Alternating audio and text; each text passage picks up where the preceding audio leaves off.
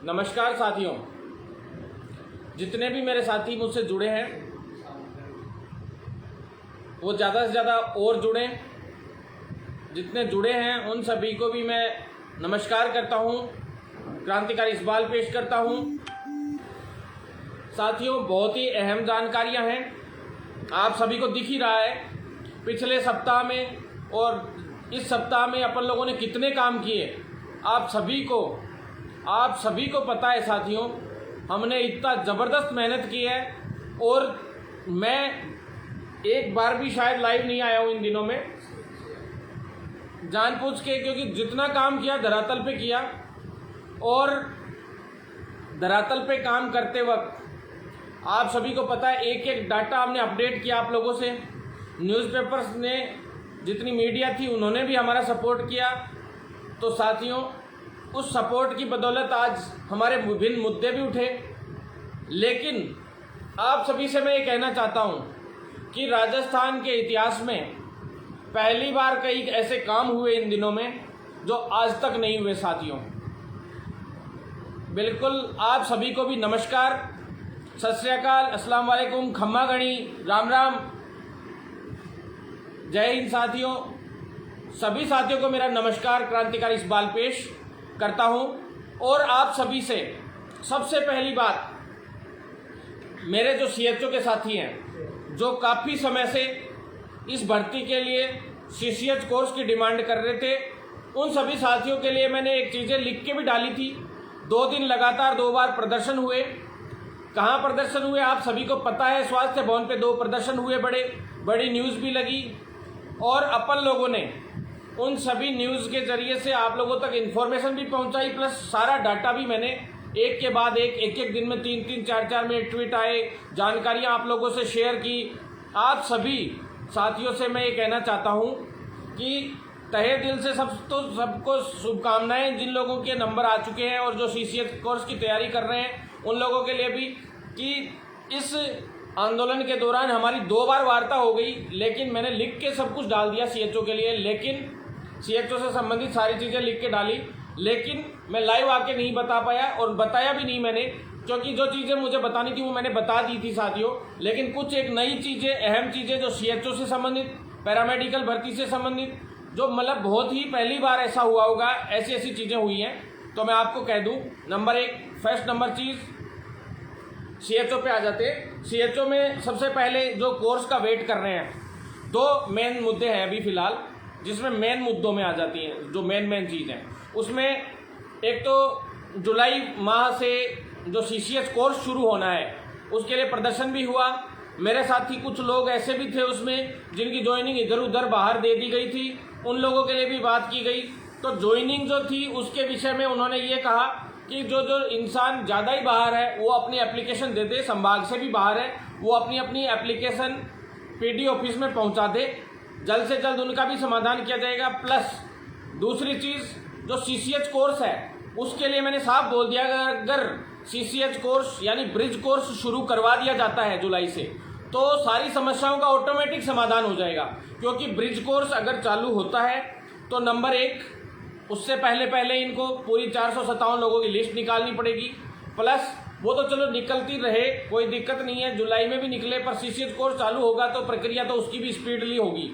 दूसरी, वेटिंग साथियों, 30 तारीख तक तो ज्वाइनिंग का इनको टाइम दिया गया है, और जब ज्वाइन कर लेंगे और उसका डाटा क्लियर हो जाएगा तो वेटिंग साथियों जुलाई माह में आने की उन्होंने संभावनाएं जताई है। साफ कह दिया है कि भाई इधर सीसीएच कोर्स चालू हो जाएगा, और वेटिंग वाले साथी ये नहीं सोचें कि भाई ब्रिज कोर्स कहीं है इनके साथ शुरू हो जाएगा तो दिक्कत आ जाएगी। उसका भी आज क्लियर किया इन लोगों ने कि 1 तारीख से या 20 तारीख से, मैं बता दूं आपको साथियों, इन्होंने हालांकि मुझे 15 तारीख से पहले सीसीएच यानी ब्रिज कोर्स चालू करने का हमें आश्वासन दिया था अभी दोनों बार साथियों, लेकिन मुझे विश्वास नहीं है। मैं मानता हूं कि 15 से 20 जुलाई लास्ट, मतलब जुलाई के अंदर हर हाल में आप लोगों का ये ब्रिज कोर्स शुरू हो जाएगा, मेरी ये मानना है, जहां तक मैंने इनकी प्रक्रियाएं देखी हैं, इनसे बातें की हैं। दूसरा, एनएचएम जो एमडी हैं वो भी मेरे को थोड़ा मज़ा नहीं आया, पहली बार ऐसे एमडी नहीं लग रहे कि हाँ जो काम करते हो सॉलिड तरीके से। मैं एमडी साहब की तो शिकायत करूंगा सभी जगह पे, एक तरीके से मेरे को ज़्यादा सिस्टम बैठा नहीं उनका, और जल्द से जल्द मतलब जो सभी की सुनवाई करें, ऐसा सिस्टम होना चाहिए।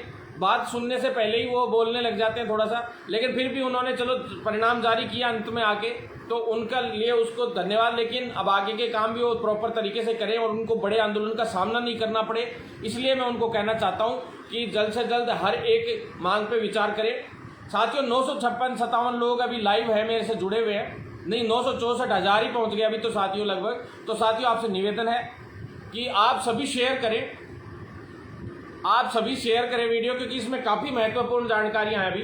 तो साथियों CCH वाले साथी जो काफ़ी समय से चिंतित चल रहे हैं, जो कोर्स चालू करवाना चाहते हैं ब्रिज कोर्स के, उन लोगों को ज़्यादा चिंतित अब होने की आवश्यकता नहीं है। अपन लोगों ने मजबूती से हर सप्ताह में प्रदर्शन कर करके और इनका माहौल इस तरीके से किया है कि बहुत जल्द अपन लोगों के लिए पॉजिटिव रेस्पॉन्स आ गया है और आएगा भी। और कुछ साथी 21 को और 28 को प्रदर्शन का कह रहे हैं। तो साथियों मैं आपको बता दूं, अभी 21 या 28 को आप लोग प्रदर्शन स्वास्थ्य भवन का करना चाह रहे हो, लेकिन अभी थोड़ा दिन पहले मेरे पैरामेडिकल वाले कुछ साथी थे, उनको ने भी कोशिश की थी, उस दिन भी पुलिस आ गई थी, वहाँ पे परेशान हुए थे वो लोग। तो साथियों एक बात बताऊं मैं आपको, और जिस दिन अभी TSP वाला कल परसों प्रदर्शन किया तब भी थोड़ा सा अल्टीमेटम दिया था। आप सभी की नौकरी के लिए अपन लड़ाई लड़ रहे हैं, किसी की नौकरी छीनने के लिए अपन लोग लड़ाई नहीं लड़ रहे। सभी को नौकरियां मिले, जो योग्य उम्मीदवार हो उनको नौकरियां मिले।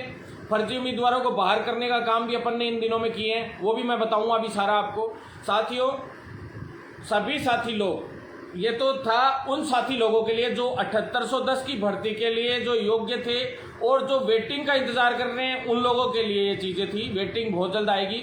उससे पहले मैं बता दूं 457 के करीब की अभी पेंडिंग पड़ी है, तो उसमें जो स्पोर्ट्स के साथी हैं उनको मैं बता दूं, जो रियल में योग्य हैं उन लोगों को इसमें जल्द मौका मिलेगा। लेकिन 60 के करीब फेडरेशन है लमसम। आज जैसा कि हमने उनसे पूछा अधिकारियों से कि भाई जल्द से जल्द आप लोग इसमें कुछ कीजिए, भाई बच्चों के क्या जल्दी से जल्दी ये निपटेगी भर्ती, तो अगली भर्ती आएगी। बच्चे काफ़ी समय से 1.25 से 1.5 लाख जो हमारे छात्र हैं वो काफ़ी समय से भर्तियों का इंतजार कर रहे हैं। तो साथियों एक तो स्पोर्ट्स की 60 के करीब फेडरेशन है जिनसे ये क्लियरिफिकेशन मांग रहे हैं हर एक बच्चे का, और जो वैध है वो शायद इनके पास नाम वाम भी आ गए हैं कि कौन कौन सी वैलिड है और कौन कौन सी नहीं है, एकदम एग्जैक्ट होना चाहिए उसमें। दूसरा मैं बता दूं आपको, हैंडीकैप की जो है अगले वीक तक लिस्ट आने का पूरा तय हो गया है। अगले वीक के एंड तक ही वो लिस्ट आएगी, या फिर उससे अगले मंगलवार बुधवार तक आ जाएगी, जहां तक ये उम्मीद है। ऐसा अधिकारियों ने बोला है। अगले शुक्रवार से और उससे अगले मंगलवार बुधवार तक हैंडीकैप्ड वाले साथी हैं उनको भी खुशखबरी मिलेगी, जो बेचारे वास्तव में ही काफ़ी समय से इंतज़ार कर रहे हैं। उसके बाद आप आ जाइए साथियों, जो CCH जो वाले साथी हैं जो कंप्लीट हो चुका है, उन सभी साथियों का इस वीक में आने का इन्होंने पूरा संभावित बताया। साथियों जो संभावना है कि भाई इस संडे तक ही आ जाएगी, लेकिन मंडे ट्यूसडे तक तो पक्का ही आ जाएगी, क्योंकि अपन ने साफ उनको कह भी दिया है कि हम महापड़ाव का डालेंगे, इस बुधवार को डाल सकते हैं। तो जल्द से जल्द उन लोगों की भी लिस्ट आ रही है। ये आज तय हो गया। इन्होंने तो ये कहा है कि मंत्री जी को अनुमोदन के लिए फाइल भेज दी हमने, और CCH वालों को अभी ज्वाइनिंग मिलेगी। साथियों वो 400 लोग हैं, 399 नहीं है, 400 लोग हैं टोटल। उन सभी साथियों को जल्द से जल्द ज्वाइनिंग मिलने वाली है। तो आप लोगों के पहले CCH वाले जो साथी थे उनको पहले तो क्या है, ये लोग चॉइस मांगने वाले थे, लेकिन जिन्होंने डिस्ट्रिक्ट भर रखे थे उनको उनके डिस्ट्रिक्ट और जो ब्लॉक नज़दीक पड़ेगा उसके ब्लॉक के हिसाब से उन लोगों को अभी पोस्टिंग मिल जाएगी। डायरेक्ट ही चॉइस नहीं भरनी पड़ेगी, इसलिए इन्होंने जल्द से जल्द डायरेक्ट ही ज्वाइनिंग के लिए भेजने का इन्होंने कहा है कि भी जल्द से जल्द भेजेंगे। साथियों जो संभाग से बाहर हैं, जो ज्वाइनिंग अपने क्षेत्र में चाहते हैं, वो अपनी एप्लीकेशन जरूर एक बार डिपार्टमेंट को लगाएं, क्योंकि कल तक शायद कुछ 90 के करीब लोगों की 90-100 के बीच में शायद लोगों की एक लिस्ट भी, ट्रांसफ़र वालों की लिस्ट जारी हो सकती है 1-2 दिन में। जो लोग बाहर थे, बहुत ही ज़्यादा बाहर थे, तो साथियों ऐसे साथी लोग वहाँ लगाएं। एक तो बहुत दुर्भाग्यपूर्ण है कि ये मंत्री हों, चाहे नेता लोग हों, चाहे ये अधिकारी लोग हों, ये कान खोल के सुन लो, आप लोग हमारे साथियों को हर कहीं पे ज्वाइनिंग दे देते हो। ये बहुत दुर्भाग्यपूर्ण है। आप लोगों का बहुत गलत तरीका है ये। क्या आप लोग कलेक्शन करना चाहते हैं पैसे का, कि जगह जगह पे कई लोग जैसे CMHO लेवल पे किसी को ब्लॉक बांटे जा रहे हैं, किसी को CHO के लेवल पे, तो CHO कुछ सीएमएचओ लोग हैं जो अलग अलग ब्लॉक्स बांटते हैं और कुछ बांटते हैं, तो कई ऐसी शिकायतें आती हैं कि ये लोग ज्वाइनिंग के लिए ऐसे कर रहे हैं वैसे कर रहे हैं। तो साथियों, ऐसे लोगों का आप लोग स्टिंग ऑपरेशन कीजिए और हम लोगों तक बात पहुंचाइए। हम किसी भी तरीके से हम कोशिश कर रहे हैं कि इस भर्ती में अगर एक भी धांधली कहीं हुई है तो उस धांधलियों के सबूत इकट्ठे कर रहे हैं। क्योंकि आप देखिए, पैरामेडिकल भर्ती के अंदर जो पैरामेडिकल भर्ती है उसके अंदर अपन लोगों ने कितना बड़ा मामला खड़ा किया है। अभी एसओजी से जांच करवा दी। आज तक के इतिहास में जब भी एसओजी से कोई जांच हुई, या तो बहुत ही बड़ा मैटर हो गया या फिर कोई बहुत बड़े आंदोलन हुए हैं। जैसे डॉक्टर किरोड़ी लाल जी ने, इन्होंने फर्स्ट ग्रेड जेईएन वाली भर्तियों में इनमें हुआ था, तो इन्होंने आंदोलन किए थे, तब जाके एसओजी जांच हुई थी। बहुत बड़े बड़े आंदोलन हुए तब जाके। साथियों, अपन ने इसमें 471 लोगों के मतलब इनको फर्जी लोगों की लिस्टें दी, सारी चीज़ें दी, सबूत दिए, काफ़ी कुछ सबूत दिए, तब जाके तुरंत प्रभाव से कोर्ट से अपन लोगों ने एफआईआर दर्ज कराई इसमें एसओजी में। और ये शायद राजस्थान के इतिहास में मेरे हिसाब से पहली दूसरी बार ही हुआ होगा, आज तक नहीं हुआ। अपन धरातल पे काम करते साथियों, ये आप लोगों को पता चल गया होगा। जितने भी पैरामेडिकल के साथी हैं उनको भी पता चल गया होगा कि राजस्थान के इतिहास में पहली बार हुआ। और सीएचओ में भी अगर इस प्रकार का कोई नेगेटिविटी हुई है, आप लोग हमें वीडियो भेजिए। एक दो लोगों ने कहा भी था कि भाई साहब ऐसे वैसे, लेकिन साथियों कोई पुख्ता सबूत अपन लोगों को नहीं मिल पा रहे हैं। एक बार हम तो पुख्ता सबूत का इंतजार कर रहे हैं और हम तो कोशिश भी करते हैं, कई लोगों के पास फ़ोन करके उनसे पता लगाने की कोशिश करते हैं और लोगों से पता लगाने की कोशिश करते हैं कैसे जैसे करके ये हमें कुछ बताएगा, उधर से इन्फॉर्मेशन मिलेगी। लेकिन साथियों, इन्फॉर्मेशन नहीं मिल पाती है, कह देते हैं सब उसका हो गया, इसका हो गया, ये हो गया, लेकिन साथियों इस पर अपन लोग नहीं कर सकते। कोई किसी की ऑडियो आ गई, किसी कहीं की ऐसे गिनी चुनी, पर अब ऐसे ऑडियो से अपन लोग कैसे साबित करें इन चीज़ों को। मजबूत आप लोग पकड़िए, कोई ना कोई ऐसा सिस्टम पकड़िए कि जिससे अपन एसओजी में जांच करवा सकें, एसीबी में दे सकें। साथियों, एसीबी में देना बहुत चाहते हैं, हमारा मन रहता है। मेरे आदर्श हैं दिनेश हेमंत जी, मैं तो बहुत पसंद करता हूं, उनको फेवरेट है मेरे। ऐसे लोग जो वास्तविकता में रियल हीरो हैं हमारे देश के, हमारे यूथ के, उनसे हम भी मिलना चाहते हैं और जल्द से जल्द उनको भी कुछ ना कुछ चीज़ें देने की प्रयास करेंगे। अभी कुछ एक छोटी मोटी चीज़ें हमारे पास आई भी हैं, एक दो दिन में हम लोग संपर्क करेंगे। इतने दिन तो ढंग से संपर्क नहीं हो पाया उनसे। तो साथियों, अब मैं आपको बता दूं, इसमें देखिए कोर्ट केस, एक सीएचओ में जो कोर्ट केस वाले साथी थे उनकी और बता दूं, जो कोर्ट केस जिन्होंने कर रखे हैं, जिसमें क्रिमिलियर नॉन क्रिमिलियर का एक इशू है, उसके लिए भी मेरे पास कई बार फ़ोन आ गए हैं कई लोगों के। एक सिस्टर थी, उनका भी फ़ोन आया था। तो साथियों, मैंने उनको कहा था कि आप लोग तो कोर्ट से ऑर्डर तो लेके आइए भाई, अगर आप लोगों के साथ रियल में कुछ गलत हुआ है और आपका वाजिब है कि भाई पहले 30,000 में आपने फॉर्म की भरा और जब दोबारा आप लोगों ने फॉर्म भरे उस वक्त अपडेट नहीं हो पाया या कोई मिस्टेक हुई है उस टाइम पे आप लोगों से ई मित्र पे, तो मतलब वही फॉर्म अपडेट करना था। लेकिन फिर भी कई लोगों के साथ हैंगिंग वाली प्रॉब्लम हुई, उसके अंदर हैंग हो गए थे कईयों के फॉर्म वगैरह, तो उसमें समस्या आई थी साथियों। तो वो समस्या क्या है, इसमें समाधान करवाने के लिए कि भाई कोर्ट से अच्छा आप लोगों के पक्ष में अगर डिसीजन आता है, मैंने उनको कहा था कि विपक्ष में डिसीजन रहता है अगर आप लोगों के कोर्ट में, तो विभाग भी आपको मना नहीं कर सकता। और फिर भी विभाग मना करता है, आप लोग जीत जाते हो कोर्ट में केस, आप लोगों के पक्ष में फैसला आता है, तो हम लोग दबाव बनवा के आप लोगों की मदद जरूर करेंगे। विभाग पे भी दबाव बनाएंगे, अधिकारियों पे भी दबाव बनाएंगे, क्योंकि जो जायज चीज़ है उसके खिलाफ कुछ भी नहीं होना चाहिए। मैं तो इतना जानता हूँ, जो जायज है उसके साथ अन्याय नहीं होगा, जो गलत है उसको हम छोड़ेंगे नहीं साथियों। तो साथियों, मैंने कई साथियों से फ़ोन भी किया, मैंने कहा मैं करवाऊंगा अगर इसमें कुछ समाधान होगा। तो कई साथियों से फ़ोन आए थे साथियों, सभी से बात करनी भी पड़ती है और सबको बोलना भी पड़ता है और सबके लिए काम भी करना पड़ता है, जब भी जाके ये है कि हर समस्या का समाधान हो पाता है साथियों। इसके बाद साथियों, ये तो सारी चीज़ें थी सीएचओ से रिलेटेड। अब साथियों, सबसे बड़ी खुशखबरी मैं अब मेरे सीएचओ के साथियों को देना चाहता हूँ, जो आने वाले सीएचओ हैं उनके लिए। साथियों, सीसीएच का तो है ही है, जो आने वाली जो भर्ती है, मैं बता दूं आप लोगों को, आपको सबसे बड़ी खुशखबरी आज देने जा रहा हूं। बहुत जल्द आप लोगों के लिए भर्ती आ रही है और मैं भर्तियों की संख्या भी इतनी मजबूती से करवा के ला रहा हूं, आप लोगों को बिल्कुल टेंशन लेने की जरूरत नहीं है।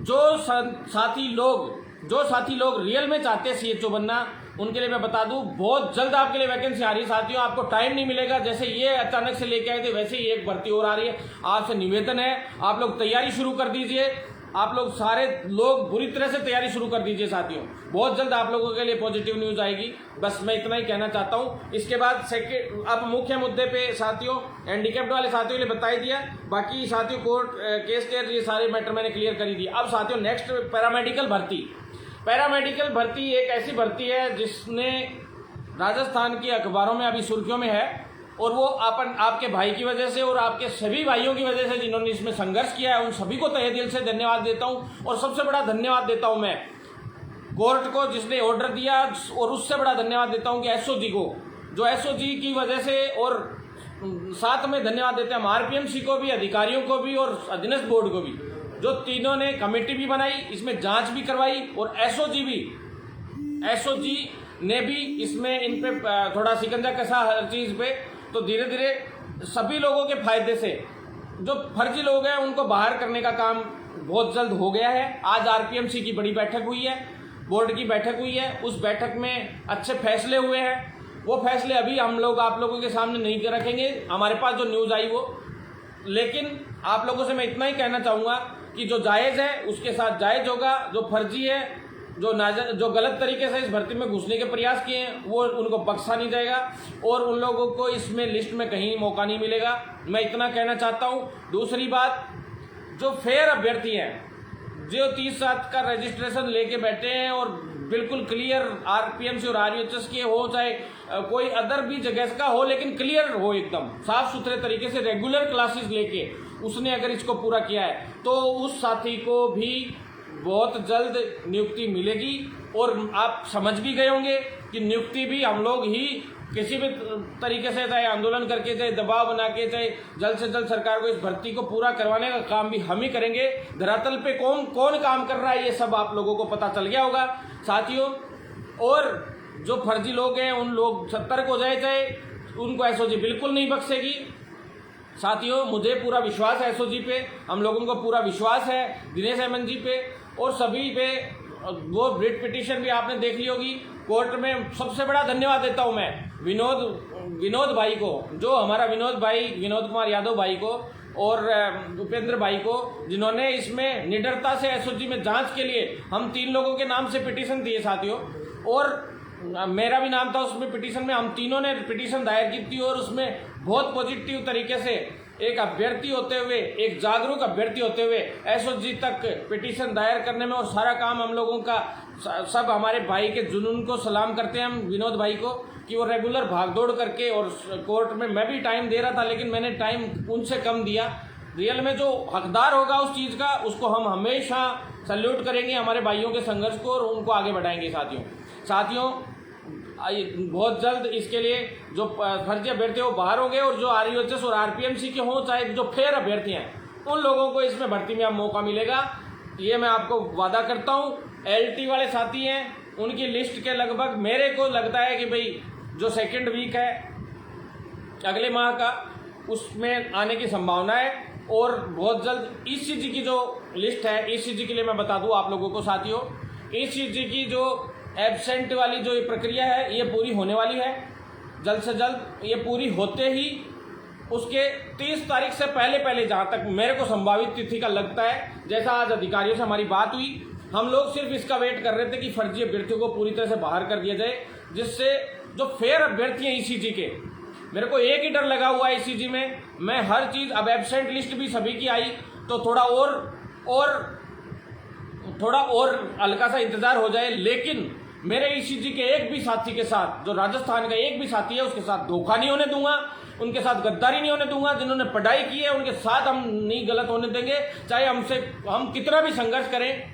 हम लोग भागदौड़ कर रहे हैं साथियों, हम लोगों को सच में इतनी मेहनत करके भर्तियाँ निकलवाते हैं, बैकलॉग निकलवाते हैं, इतनी मेहनत करते हैं, उसके बाद जाके भर्तियाँ पूरी होती है साथियों। इसलिए मैं आप सभी को कहना चाहता हूँ कि आप लोग साथ इसी तरह से बनाए रखें, धरातल पे काम करेंगे, हम लोग हर लड़ाई लड़ेंगे और जीतेंगे साथियों। आपको चिंतित होने की आवश्यकता नहीं है। और रही बात ज्वाइनिंग वालों की, तो उनको ये डर लग रहा होगा, कई लोग अफवाहें फैला देते हैं, बोले इनको ज्वाइनिंग कहाँ मिलेगी, या तो भर्ती रद्द हो जाएगी, ये हो जाएगी। भैया ये मेरिट आधार पे भर्ती है, जो फर्जी लोग हैं वो बाहर होते जाएंगे, और ज्वाइनिंग की मैं गारंटी देता हूँ आप लोगों को, जो फेयर अभ्यर्थी हैं बिल्कुल, उनको मैं गारंटी देता हूँ, उनको कोई ज्वाइनिंग माई का लाल छीन के दिखा दे, हम लड़ेंगे उनके लिए, रात दिन एक कर देगा भरत बेनीवाल। लेकिन फर्जियों को बाहर भी हो जाने दो साथियों, आपके ही भाई हैं जो आरपीएमसी और आरयूएचएस वाले, और जो अदर जो फेयर कैंडिडेट हैं वो भी आपके ही भाई हैं। लेकिन आप अपनी ज्वाइनिंग के लिए ये मत सोचो कि आप अपने फायदे के लिए किसी फर्जियों को अंदर घुसा दो। तो साथियों, हमें हर हाल में इस विभागों के अधिकारियों को भी, हो सकता है इनकी विभागों की अधीनस्थ बोर्ड हो, चाहे आरपीएमसी हो, चाहे स्वास्थ्य विभाग हो, तीनों विभागों की आपसी मिसअंडरस्टैंडिंग की वजह से लिस्ट फिस्ट आ गई हो गलती से, लेकिन बहुत जल्द इसका समाधान हो जाएगा और बहुत जल्द आपको खुशखबरी मिलेगी साथियों। अब आ जाओ आप नेक्स्ट साथियों।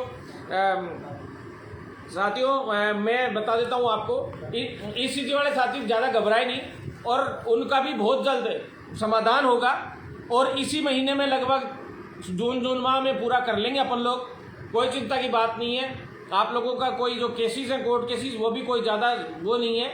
ये एब्सेंट लिस्ट ये सब तो ये इसलिए कर रहे हैं कि कैसे भी करके इसको समाधान हो जाए, कोई फर्जी अभ्यर्थी नहीं घुस जाए। अब इनको डर बैठा हुआ है और हम लोग, अपन लोग, आपका भाई और आप सभी लोग जिस दिन चाहेंगे उसी दिन ही लिस्ट आएगी, उससे पहले कोई लिस्ट नहीं आएगी। फर्जी लिस्ट बिल्कुल बर्दाश्त नहीं की जाएगी।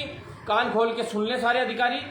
एक जो अभ्यर्थी लगेगा वो बिल्कुल फेयर लगेगा। 2018 भर्ती में भी हमने खिला 2 महीने 3 नहीं महीने 2 साल लोगों ने ज्वाइनिंग कर ली थी और उसके बाद भी उन लोगों को नौकरी से हटवाया था साथियों। आप सभी को पता है, फर्जी लोग जो थे उन लोगों को साथियों, बहुत हर भर्ती में ऐसे फर्जीवाड़े से कई लोग घुसने का प्रयास तो कर लेते हैं, लेकिन जब उनके बाद में फर्जीवाड़े सामने आते हैं तो उनको हटा दिया जाता है। आप चिंता मत करो, बिल्कुल भी चिंतित होने की आवश्यकता नहीं है।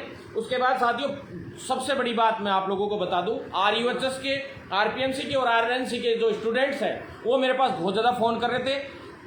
4 दिन से लगातार मैं सभी जो काउंसिल्स है, चाहे RUHS है, उसके भी लगातार चक्कर लगा रहा हूँ। रोज़ हमारी मीटिंग्स हो रही हैं। RUHS के साथ ही एग्ज़ाम की तैयारी शुरू कर दे। उनके प्रैक्टिकल्स, चाहे वो BS नर्सिंग के और D फार्मा के हो, जो एग्ज़ाम्स अभी पेंडिंग रह गए थे वो एग्ज़ाम्स अब जल्दी शुरू होने वाले हैं। आज सचिवालय से उन्होंने एक लेटर भेज दिया था, शायद कल तक पहुंच जाएगा मेरे हिसाब से उन तक, या आज पहुंच गया होगा। शाम को हमारी जब बात हुई थी 2 बजे के आसपास की बात थी, लंच से पहले की बात थी साथियों। दूसरा, निरंजना जी से मिलने गए थे, वो भी मैं आपको बताऊंगा साथियों। सभी के एग्जाम सब शुरू होने वाले हैं, तैयारी शुरू कर दें। कई लोग आपको भ्रमित करने का प्रयास भी करें अगर प्रमोट के लिए, तो प्रमोट कोई मेडिकल का छात्र, किसी भी प्रोफेशन का छात्र नहीं होगा। चाहे वो बीटेक हो, उनकी भी एग्जाम हुई है, चाहे वो लॉ के हैं बच्चे जो प्रोफेशन के हैं, प्रोफेशनलिस्ट हैं। प्रोफेशन वर्ड जहाँ आ गया वहाँ पे प्रमोट नहीं होगा साथियों।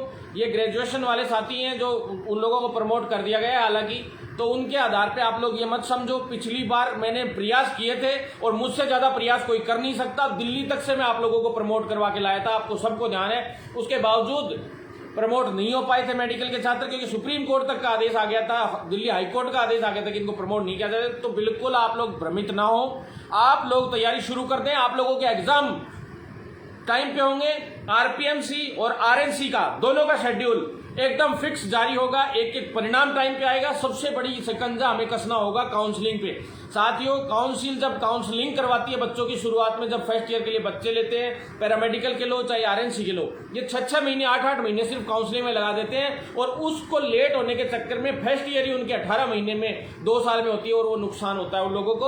और 2-2 साल के डिप्लोमे इनको 5-5, 6-6 साल में करने पड़ते हैं। 3-3 साल के जीएनएम इनको 5-5, 6-6 साल, 8-8, 7-7 साल में करनी पड़ती है। ऊपर से कोविड आ गया, तो साथियों आपको चिंतित होने की आवश्यकता नहीं है। आपका भाई इसी तरह से आप लोगों के लिए लड़ता रहेगा। आप लोग ज़्यादा से ज़्यादा वीडियो शेयर जरूर करना। हर एक साथी, चाहे आरपीएमसी का हो, आरयूएचएस का हो और आरएनसी का हो, सभी ज़्यादा से ज़्यादा वीडियो शेयर करें। मैंने आरपीएमसी वालों को बोला था कि 19-20 बैच वालों को बोला था कि जून के शुरुआत में फॉर्म भरे जाएंगे, भरे गए साथियों। और जून के शुरुआत में ही आप लोगों के एग्जाम होंगे 19-20 वालों के, और 18 वालों के प्रैक्टिकल भी अभी जून के शुरुआत में ही पहले शुरू हो जाएंगे लगभग। और आरयूएचएस वाले साथी अभी इस लास्ट वीक में आप लोग तैयारी रखें, प्रैक्टिकल शुरू होने वाले हैं आप लोगों के। और जुलाई के फर्स्ट वीक में आप लोगों के एग्जाम्स जो पेंडिंग थे वो शुरू हो जाएंगे, चाहे वो पोस्ट बेसिक नर्सिंग के हो, चाहे किसी के भी हो साथियों। अब मैं आ जाता हूँ साथियों फार्मासिस्ट वाली भर्ती पे साथियों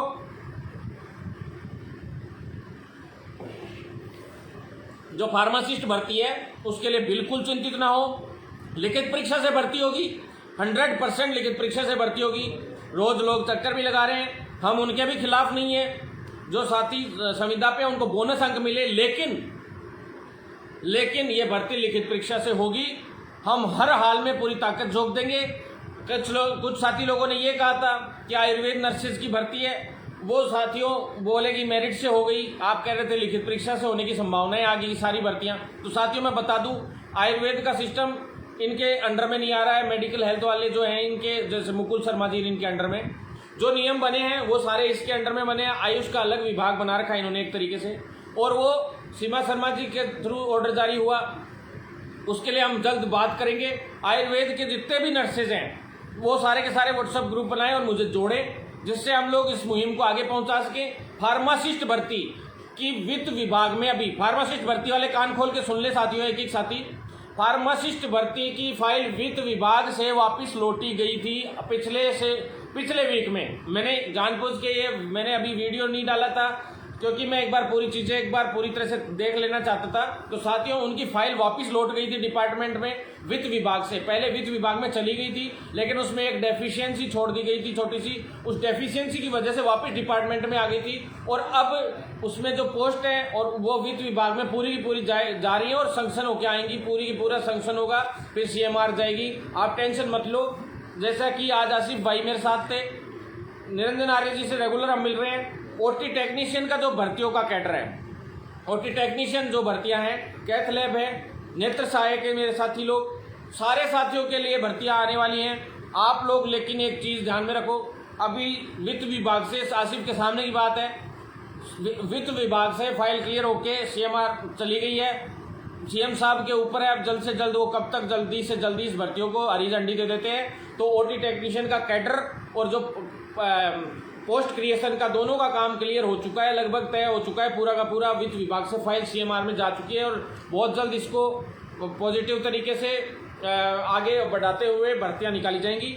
इसके लिए मैं विभाग को भी सक्रियता दिखाई विभाग ने, उसके लिए भी मैं उनको धन्यवाद देता हूं। सभी को, सिद्धार्थ महाजन जी को भी स्पेशल धन्यवाद देते हैं हम लोग कि वो इस प्रोफेशन में अच्छे से अच्छा काम कर रहे हैं। और हमारे जो युवक हैं, जो यूथ है बेचारा, जो सेवा करना चाहता है इस देश की, उसको नौकरियां देने का प्रयास कर रहे हैं वो, और ज़्यादा से ज़्यादा हमारे देश के लोगों की स्वास्थ्य का ध्यान रख रहे हैं वो लोग। हर एक व्यक्ति का स्वास्थ्य सुधरे, इसके लिए उन लोगों ने अच्छी अच्छी भर्तियां कर रहे हैं और सभी कैडर्स को प्रमोट कर रहे हैं। इसके लिए बहुत बहुत धन्यवाद। छोटे से लेकर बड़े कैडर तक वो लोग ध्यान दे रहे हैं। साथियों हमने नर्सिंग की नई भर्ती की भी मांग रखी है और बहुत जल्द नई भर्ती भी लाएंगे। स्थायी भर्ती 4200 से 4800 के बीच में पदों पे आने की संभावना है भर्ती, और बहुत मजबूती से अपन इसको आगे बढ़ा रहे हैं। लेकिन परीक्षा से जल्द भर्ती आएगी, आप लोग तैयारी करें। अब आखिरी बात एक मेडिकल फील्ड की, जो MO भर्ती है उसकी मैं बता दूं, मेडिकल ऑफिसर भर्ती पूरी तरह से हमने ख़त्म कर दी है,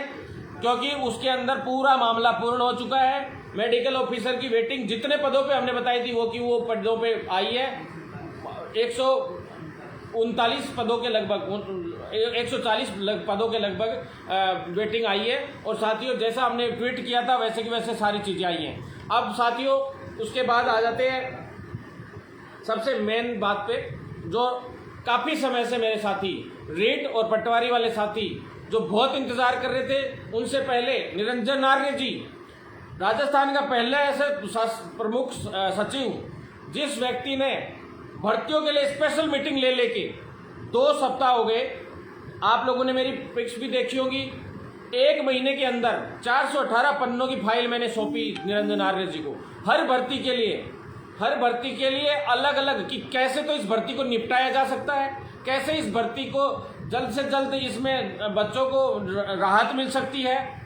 बेरोजगार वर्ड मेरे को पसंद नहीं है, हालांकि युवाओं को रोजगार मिल सकता है, कैसे इस कोविड के महाकाल में, इस त्रासदी के अंदर सभी युवाओं तक रोजगार पहुंच सकता है, कैसे उन लोगों की सभी भर्तियों को समाधान हो सकता है। ये सारी फाइलें हम लोगों ने इसके लिए बना के 418 पन्नों की 8 के लगभग फाइल, 9 के लगभग फाइल थी, वैसे टोटल 1 फाइल और हमने बाद में दी थी उनको। ऐसी फाइलें हम उनको दी, उनको नियम बताए कि आगे की फ्यूचर की भविष्य की जितनी भी भर्तियाँ उनमें खास करके बायोमेट्रिक और कैमरे के अंडर में, CCTV कैमरे के अंडर में और बायोमेट्रिक से एंट्री, यानी कि फिंगरप्रिंट एंट्री एक तरीके से की जाए, जिससे भर्तियों में साफ सुथरापन रहे। क्योंकि सबसे ज़्यादा अगर भर्तियों में गड़बड़ियाँ हो रही हैं फिलहाल, तो वो एग्ज़ाम सेंटर लेवल पे हो रही हैं साथियों। दूसरा, कोई ऐसा सिस्टम तैयार हो जिसकी वजह से किसी भी प्रकार से लिखित परीक्षा की अगर भर्ती होती है तो उसमें धांधली होने की संभावना ना हो, पेपर लीक होने की संभावना ही ना हो। इस तरह की हम लोग कोशिशें कर रहे हैं कि भाई हर तरीके से इन भर्तियों को साफ सुथरे तरीके से किया जाए। जैसे केंद्र की भर्तियां होती है, एसएससी की भर्तियां होती है, यूपीएससी की भर्तियां होती है, उन्हीं की तर्ज पे जो नियम है वो साफ सुथरे बने, सब कुछ क्लियर तरीके से हो, एक एक नियम ऐसा क्लियर तरीके से लिखा हो। क्योंकि ये भर्तियों में नियम जो लगाते हैं वो इतने उल्टे पुल्टे टाइप के लगाते हैं कि जिनसे भर्तियों में स्टे आना जायज़ सी बात हो जाती है। जैसे 30/7 रजिस्टर्ड का भी लगा दिया पैरामेडिकल भर्ती में, और 30/7 अप्लाई का भी नीचे नोट डाल दिया। तो ये इस तरह से जो असमंजस की स्थितियां हैं वो ना रखें, बिल्कुल क्लियर बात हो, जो गाइडलाइन हो वो बिल्कुल क्लियर हो, भर्ती की एक एक गाइडलाइन, एक एक नियम साफ सुथरा हो। तो इसके लिए हमने स्पेशल परसों मिले थे, फिर वापस आज भी मिले। साथों इससे पहले भी मैं मिला था, आपको ने सभी ने उसमें फ़ोटो भी देख ली थी, सारी बात भी थी, और पर्सनली काफ़ी समय तक मैं मिला था, पौन घंटे का टाइम दिया, उसके लिए मैं धन्यवाद देता हूं उनको। साथियों अब आ जाओ, निरंजन आर्य जी को धन्यवाद देता हूं कि सबसे पहली बात तो कंप्यूटर शिक्षक जो भर्ती है, शिक्षा मंत्री जी भी अब तो काफ़ी अच्छे से काम कर रहे हैं, तो उनको भी मैं धन्यवाद देता हूं शिक्षा मंत्री जी को कि उन्होंने रेट की भर्ती की तारीख तो दे दी हम लोगों ने। मैंने संभावित तारीख साथियों 9 तारीख को हमने डाल दी थी, मैंने भी डाली थी, और भाई हैं हमारे, असलम भाई हैं, उन लोगों ने भी डाली थी। जो और भी साथी लोग हैं जो बेरोजगार युवाओं की जो लीडरशिप करते हैं और जो काम करते हैं रेगुलर, उन लोगों ने भी वो डेट डाली थी उस वक्त। साथियों कुछ लोगों का ये भी कहना था, एक आध बेरोजगार नेताजी का, कि ऐसा कुछ नहीं होगा, कोई डेट नहीं आनी। वो एक व्यक्ति, एक बेरोजगार नेताजी तो यही कह दिया था कि कोई बैठक ही नहीं होगी कल, जबकि हमने कहा था बैठक होगी, और बैठक हुई अगले दिन शिक्षा मंत्री जी की। फिर कहते हैं तो ऐसे ही फॉर्मेलिटी के लिए हो गई। बीकानेर से माध्यमिक शिक्षा बोर्ड के जो अधिकारी हैं वो यहाँ क्या फॉर्मेलिटी करने आए थे बैठक में? जयपुर इतनी दूर आके बैठक हुई, जयपुर बैठक हुई, फिर बीकानेर भी बैठक रही। इस तरह से ये क्या फॉर्मेलिटियाँ करने जाते हैं आपस में? साथियों शिक्षा निदेशक हैं वो क्या उनके साथ बैठे थे तो वो झगमराने के लिए थोड़ा ना बैठे थे। तो साथियों उसमें कई बड़े निर्णय हुए थे, हमने पहले भी बोल दिया था बड़े निर्णय हुए और ये अहम बैठक हुई है। जबकि लोगों ने कह दिया था, जो नेताजी थे उन्होंने कह दिया था ये ऐसे ही हो रही है बैठक। साथियों एक एक बात हमारी पुख्ता निकलती है, एक भी बात आज तक झूठ नहीं निकली। आपको मैं बता दूं, उससे नेक्स्ट बात, रेट की जो डेट है वो 26 सितंबर वाली आपको ध्यान ही है, 21 से 5 तारीख तक इसकी फॉर्म की वो रहेगी और 2 पारियों में एग्ज़ाम होने की है। तो साथियों 21 जून से 5 जुलाई जो डेट है वो रेट की वो आप लोगों तक पहुंची गई होगी साथियों। उसके बाद साथियों दोनों भर्तियां हैं, जैसे रेट हो चाहे पटवारी हो चाहे अदर भर्तियां हो, EWS जहां वर्ड आ गया वहां पे पद वृद्धि होगी। आप लोगों को कोई ये कहता है, कोई नेताजी ये कहते हैं कि हमने बढ़वा दिए, ये करवा दिया, वो बढ़वा दिया, आज तक तो कभी कुछ हुआ नहीं है। बड़े बड़े दिखा दिए इन्होंने लोगों ने, कभी कोई महापड़ाव दिखाता है, कोई समझौता कर लेता है, आज तक तो कुछ हुआ नहीं। और अब निरंजन आर्य जी ने जब हमारे सभी की सारी बातें जब हम लोगों ने उनसे शेयर की, तभी जाके ये भर्तियों में समाधान क्यों हुआ। इससे पहले सीएम साहब ने, चाहे शिक्षा मंत्री जी ने, चाहे किसी ने भी आज तक समाधान क्यों नहीं किया। ये बैठक निरंजन आर्य जी से हम लोगों के मिलने के बाद ही शुरू क्यों हुई। साथियों इन सभी चीज़ों पे आप लोगों को विचार करना पड़ेगा, सोचना पड़ेगा, आपको सच्चाई पता रहनी चाहिए। क्योंकि मीडिया में मानता हूँ हमारा सपोर्ट करता है, लेकिन मीडिया में कुछ एक दो चंद लोग ऐसे भी हैं जो सिर्फ और सिर्फ झूठी खबरें चला के कुछ लोगों को प्रमोट करने का काम करते हैं। ऐसे मीडिया वाले साथी भी सतर्क रहें। मैं आपसे निवेदन भी करना चाहता हूं कि आप लोग ऐसे नहीं करें। हम लोग किसी के खिलाफ नहीं है, लेकिन हम लोग इतना चाहते हैं, चाहे बेरोजगारों के लिए कोई इतना सा भी करेगा, हम हमेशा उनके साथ रहेंगे साथियों, हमेशा उनका साथ देंगे। लेकिन जो गलत करेगा उसके खिलाफ बिगुल भी बजाना हमें आता है। और भरत बेनीवाल तो वो चीज़ है जिसने इतने बड़े बड़े लाठीचार्ज हुए और इतने बड़े बड़े आंदोलन हुए। राजस्थान के इतिहास की सबसे बड़ी बेरोजगार रैली, भारत के इतिहास की सबसे बड़ी बेरोजगार रैली भरत बेनीवाल ने करी है। विश्वास नहीं हो तो नीचे यूट्यूब में सारे यूट्यूब के वीडियो खोल के देख लेना और मंत्रियों से पूछ लेना। यूट्यूब पे वीडियो भी पड़े मंत्रियों के, किस तरह से भरत बेनीवाल बात करता है। और जो मुद्दा मैंने आज तक लिया है वो सॉल्व हुआ है आज तक, और वो सॉल्व होने में टाइम नहीं लगता। सबसे बड़ी बात मैं ये नहीं कहता भोंकते रहे, लोग भोंकते रहते हैं, आ जाते हैं वीडियो में लाइव, भोंकते रहेंगे, करना जाना कुछ है नहीं आज तक। तो साथियों ऐसे लोगों से, ऐसे भोंकने वाले लोगों से सतर्क रहें। क्योंकि आप लोगों को पता है धरातल पे काम कौन करता है, क्या करता है, सब अधिकारियों के सामने किसकी क्या वैल्यू है वो भी आप लोगों को पता है, अधिकारी किसको क्या मानते हैं वो सब भी पता है। और अधिकारियों के हाथ में ही पूरी भर्तियां होती हैं, IAS, IPS, RAS, सभी लोग, चाहे एक बाबू ही क्यों ना हो सरकारी विभाग का, वो भी एक बहुत अहम रोल रखता है भर्तियों के अंदर। लोग मंत्रियों के साथ फोटो खिंचवा के आ जाते हैं, कह देते हैं हमने मंत्री से बात कर ली, हमने उससे बात कर ली। अरे भैया, मंत्री जी फोन करता है, हेलो, बोले इस भर्ती का समाधान चाहिए मेरे को। अधिकारी को एक छोटी सी बात बोलनी पड़ती है अगर रोकना है तो, भैया इस भर्ती पे तो साहब स्टे आ गया, ये तो कोर्ट में मामला लंबित है, इतनी बात बोलनी पड़ती है अधिकारियों को। अच्छा कोर्ट में मामला, तो साथियों कोई नहीं, सारा काम अधिकारी करते हैं। और आधिकारिक लेवल पे आज तक मेरी सारी मीटिंगें होती हैं। मेरी मीटिंग्स नेताओं से बहुत कम होती हैं, क्योंकि मेरे को नेताओं से एलर्जी भी बहुत है। और जब काम बिगड़ता हुआ दिखता है कि लगता नहीं है कि काम नहीं हो रहा है, तो नेताजी की लंगोटी खींच के पकड़ के और उछालने में भी मेरे को टाइम नहीं लगता है, मिनट 2 लगती हैं। साथियों सब तरह के दांव जानते हैं, इन लोगों की एस्टेसी करना भी जानते हैं। आप लोगों को बिल्कुल डरने की जरूरत नहीं है। बहुत जल्द सभी साथियों के लिए बहुत सारी खुशखबरियां लाएंगे। आप सभी को पता है कि पटवारी भर्ती के लिए हरीश चौधरी जी से भी मैं मिला था, उसके बाद अधीनस्थ बोर्ड भी मैं मिला था। बहुत जल्द आप लोगों के लिए खुशखबरी होगी। इस भर्ती के लिए एक बार और मैं कल मिलूंगा साथियों, इस पे बहुत अहम निर्णय जल्द से जल्द आएंगे, आप लोगों तक सारी सूचनाएं पहुंचा दी जाएंगी। अब अंत में सबसे मुख्य रूप से मैं जो साथी हैं, एक छोटा लाइब्रेरी भर्ती वाले साथी हैं, वो भी चिंतित ना हो, उन साथियों के साथ लिए भी हम लोग लग रहे हैं। मैं सच्ची बताऊं, मैं झूठ नहीं बोलूंगा, जैसी बात है, मैं मिल लिया हूं अधिकारियों से, लेकिन मेरे को वो मजा नहीं आया जो मिलने में, जो जिस भर्ती में होना चाहिए वो होना चाहिए, जो नहीं होता तो फिर दिमाग थोड़ा सा एब्सेंट हो जाता है। साथियों जल्द से जल्द आप लोगों के लिए और 2018 पुलिस वालों के लिए, इन 2 भाइयों के लिए तो मैं पक्का कुछ ना कुछ करूंगा, बहुत जल्द करूंगा। साथियों एक सबसे आखिरी बात, कंप्यूटर शिक्षक भर्ती जो राजस्थान के इतिहास में पहली बार आ रही है, वो भी आपने देख लिया होगा धरातल पे किसने क्या काम किया। आज न्यूज़ भी पढ़ ली होगी आप लोगों ने, लोगों को तो पता भी नहीं था। लेकिन मैं सल्यूट करता हूं उन भाइयों को जिन्होंने कंप्यूटर शिक्षक भर्ती के लिए चाहे वर्चुअल आंदोलन किए हो, चाहे उन्होंने उपचुनाव में आंदोलन किए हो, चाहे आज दिल्ली थोड़े दिन पहले 2-4 दिन पहले दिल्ली भी गए हैं वो लोग। उन साथियों के संघर्ष को सलाम करता हूं और उन सभी साथियों से कहना चाहता हूं, बिल्कुल टेंशन लेने की जरूरत नहीं, आपका भाई आप लोगों के साथ है। लट खाने पड़ेंगे, बराबर लट खाएंगे, हर तरीके से आमने सामने भिड़ंत लेनी होगी, भिड़ंत लेंगे। मंत्रियों कान खोल के सुन लो, इस सरकार में कान खोल के सुन लो, आप लोग जितने बैठे हैं मंत्री लोग, उन सभी मंत्रियों से मैं कह देना चाहता हूं, कान खोल के सुन लो। जिस दिन भरत बेनीवाल की खोपड़ी सटक गई, उस दिन वसुंधरा राजे से पूछ लेना। मुख्यमंत्री वसुंधरा राजे उस वक्त मुख्यमंत्री थी, उनसे पूछ लेना मोदी की सभा में क्या हुआ था, झुंझुनू में बेरोजगार युवाओं ने क्या किया था, पूछ लेना कौन था वहां पे, क्या हुआ था। तो साथियों डरने की बिल्कुल जरूरत नहीं है।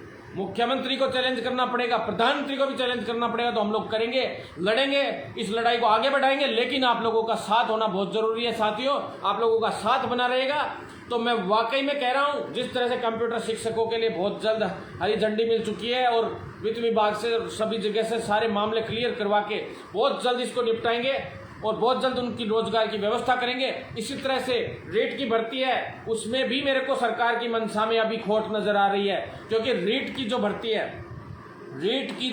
है, इस रेट में एक जो 26 तारीख को जो डेट डाली गई, हालांकि मैंने पहले ही डाल दी थी ये डेट, लेकिन मुझे अभी भी इस पे संशय है साथियों, क्योंकि जब तक शिक्षा विभाग, डोटासरा जी हैं, उनकी घोषणाएं तो बहुत होती रहती हैं, लेकिन जब तक शिक्षा विभाग इस चीज का नोटिफिकेशन नहीं डाल देता तब तक मैं नहीं मान सकता जल्दी से जल्दी।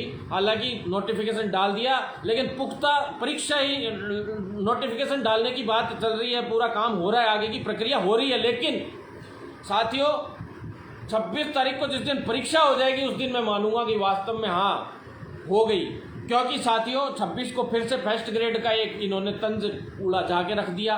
कभी आप भर्ती को त्योहार के दिन करवा देते हो, कभी तो पहले आपको जब 26 तारीख की आप डेट डाल रहे हो, तो उससे पहले जो दूसरी उसकी व्याख्या था कि जो उसी दिन एग्ज़ाम वगैरह है, 26 तारीख का जो आप एग्ज़ाम करवा रहे हो, उसी दिन आपको उस व्याख्याता की भर्ती की जो परीक्षा है उसी दिन सेम डे, उसका भी पहले से कोई ना कोई इलाज करके एक डेट डाल देनी चाहिए थी, या कुछ ऐसा कर देना चाहिए था। अब आप लोगों को पता है कि इसके लिए विरोध होंगे छोटे मोटे, और विरोध के बाद आप लोगों के पास बहाना रहता है कि डेट आगे खिसक जाएगी, फिर कोविड की कोई तीसरी स्ट्रेन आ जाएगी। चूंकि मैं मेडिकल में हूँ, मुझे ध्यान है लगभग कि हमें भी ऐसा प्रतीत होता है, ऐसा लगता है, क्योंकि हर देश में स्ट्रेन आए थर्ड, तो मेरे को संभावित लग रहा है, थोड़ा थोड़ा संभावनाएं लग रही हैं कि आने वाले शायद इस अक्टूबर में ये स्ट्रेन आए, और उसकी तैयारियां भी विभाग ने, हमारे मेडिकल विभाग ने भी तैयारियां शुरू कर दी है। तो साथियों, मुझे सरकारों पे विश्वास नहीं है 1% भी। जिस दिन काम हो जाता है तब हम मानते हैं कि वास्तव में काम हो गया। बाकी सभी साथियों से इतना ही निवेदन है कि साथ बनाए रखें, नहीं तो साथियों मैं कह रहा हूँ सिर्फ बैठे रह जाओगे आप लोग। सिर्फ और सिर्फ ईमानदार और धरातल पे काम करने वाले लोगों को परखना शुरू कर दो। सच में बहुत जल्द आप लोगों का भला हो जाएगा। नहीं तो जो झूठी फूफा समझौता करने वाले लोग और सिर्फ मीडिया में पॉपुलरिटी करने वाले लोग, यूँ कहते हैं हमने 20 आदमियों ने प्रदर्शन करके रीट की डेट डलवा दी, रीट ओपन करवा दिया। अरे भैया, कौन सी रीट की डेट ओपन करा दी? कौन सा कहाँ से डेट ओपन होगी? निरंजन आर्य जी सारी भर्तियों की एक एक मीटिंग ले रहे हैं, और निरंजन जी आर्य को मैं धन्यवाद देता हूँ। सभी ACS की मीटिंग ली उन्होंने, और बहुत जल्द उन्होंने सारे समाधान किए और आगे भी समाधान करेंगे। मुझे प्रशासनिक अधिकारियों पे पूरा भरोसा है, लेकिन नेताओं पे बिल्कुल भी भरोसा नहीं रहता साथियों। इसलिए एक चीज़ और बता दूं, ये रेट की घोषणा हुई है जो, ना तो मेरे संघर्ष से हुई है ना किसी और के संघर्ष से हुई है।